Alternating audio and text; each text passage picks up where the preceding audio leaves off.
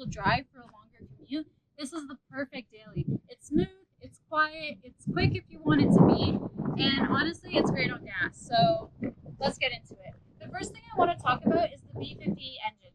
So if you guys don't know a lot about engines, the B58 is basically the most reliable engine that BMW makes at the moment, especially if you want to tune it or add mods. But let's say you just don't want to do that. You want to keep it as stock right now. It's 382 horsepower, which is a lot for people as a daily commuter, but it's quiet, which is what's perfect. It's not super loud. It's not in your face. It's not like a Corvette. And I honestly love that, especially on a longer commute. But it's also just really reliable. I haven't had any maintenance issues besides needing oil changes on this thing.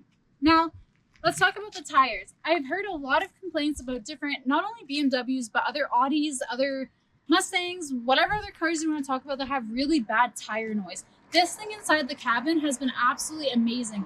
The cabin is super, super quiet. I'm honestly really impressed. Besides the exhaust noise, you don't hear anything else. And that's honestly one of my favorite things about this car. Now, let's talk about the inside. So this car is a sedan. It is 4 doors. It's part of the 3 Series for BMW. And it has a bunch of space on the inside for a 3 Series. I did go from an X3 to the M340, so obviously it is a bit of a downsize, but I haven't had any complaints. I've had lots of family in here. I've had lots of friends in here, and everyone's able to fit super comfortably. Now, I haven't had someone super tall in here yet, so we'll see about that. In the back, there is also cup holders for family and friends, so everyone's super comfortable, and it rides super smooth as well, so no complaints there. Now, let's talk about the trunk. So as I was saying, I did go from an X3 to the M340. I was really, really worried about the trunk space, but this thing has been absolutely amazing with fitting things in the trunk. You're also able to put the middle seats down, and obviously if you need more elongated space, but it's able to fit my Costco hauls, and I am super, super happy with the space. And it is a kick open or click close, but I'm just going to close it here. Now, let's go inside the car. So one of the things I love about this car on the inside is you have loads of space. The seat does go super far back, goes super far forward. And I want to talk about my options on the inside. So this car is as fully loaded as it gets for a BMW. It does have the Premium Excellence package, as well as the Driving Assistance Pro package. So what that means is under 60 kilometers an hour, the car actually drives itself hands-free, which has been super, super amazing, especially when you have a long commute and you're stuck in really bad traffic. It'll just take over the wheel for you in that traffic and follow the cars at a distance. One of the good safety features it has with that, though, is that it kind of watches your eyes right here, which has been super helpful when you're kind of looking at another car, or if there's an accident on the road, you're kind of having a quick peek. It does alert you to say, hey, your eyes are off the road, put them back, or I'm not going to drive myself anymore. So that's been really nice. Another thing I do love about the car is the adaptive suspension. So this car does have adaptive suspension. It's what I drive in all the time. Super, super comfortable. It kind of just adapts to your driving style, whether that's bumps, whether you're driving a bit sportier. It's super great. And I do love the iDrive system as well as the screen here. Now, the LCI M340s do come with a larger screen if that's something you like, but I personally didn't want the larger screen. I think this one's perfect as it is. Another thing that this car has that I really like that I want to show you guys is actually the hand gestures for music. So I can turn it up, and then I can turn it down. I can also pause it. I guess it doesn't work. But I can also pause it, which is really nice, especially when you're driving and you just want to turn it up and down, but you don't really want to be finicky with the steering wheel. You can just use your hand, which has been really, really nice.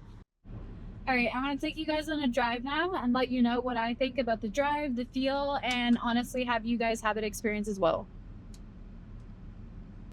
Okay, so right now I'm just staying in adaptive mode. Don't need to be in sport right away. I just want to show you guys the feel of it. You can really hear how quiet it is. You might hear the AC in the back because it is really hot, but there's no engine noise, there's nothing. One thing I also really like, which is kind of random, is that the seatbelts actually hug you once you start driving.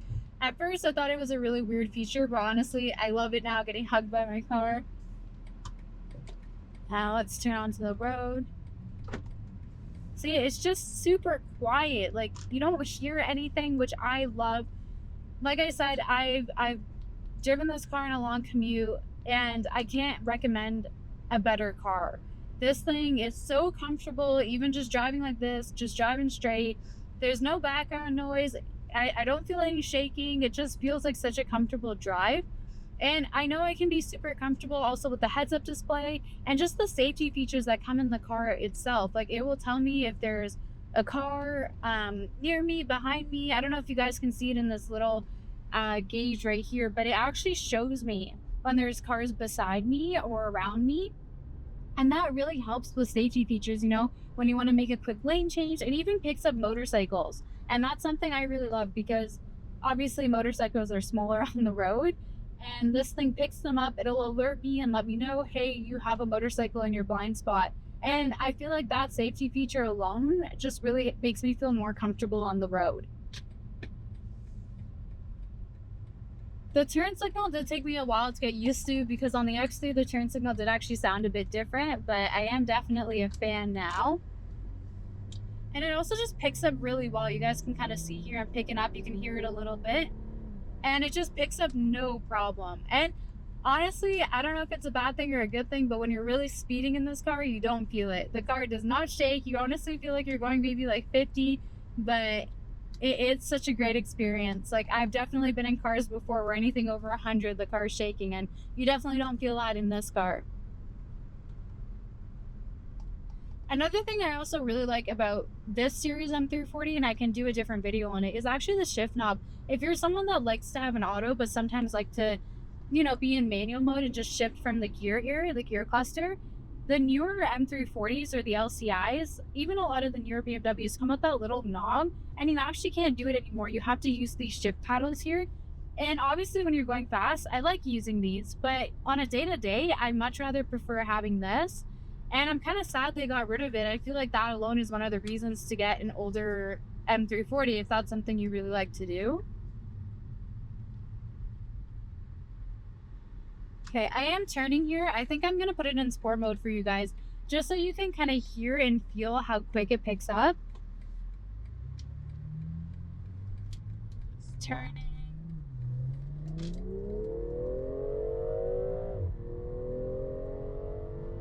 As you can see, that was super quick. We already have picked up in front of the traffic in front of us, and it just feels so smooth when it's picking up.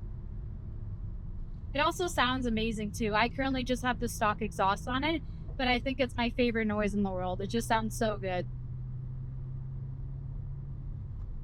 Like I said, you can move this over and start shifting yourself if you want. Super easy as well. And it feels great. You know, obviously you can use the paddle shifters here. I just personally prefer using this, you know, on a day-to-day. And it does have 8 gears. And honestly, this thing, when I'm driving in sport but manual mode, it really helps on gas. Like this thing is really good on gas. If you have like a longer commute, it's, you know, it's something that you can reliably drive and not feel like you have to fill up every other day. Unless of course you're driving in sport mode, so, you know, sitting in third gear, then you're gonna need gas every single day. Okay, that's about it, guys. I hope you enjoyed the video. There's a lot of features I didn't go over, like the self-parking, the laser headlights, and specific reasons why I prefer the 2020. If that's stuff that you guys want me to go over, let me know. But I hope you enjoyed the video. Thanks!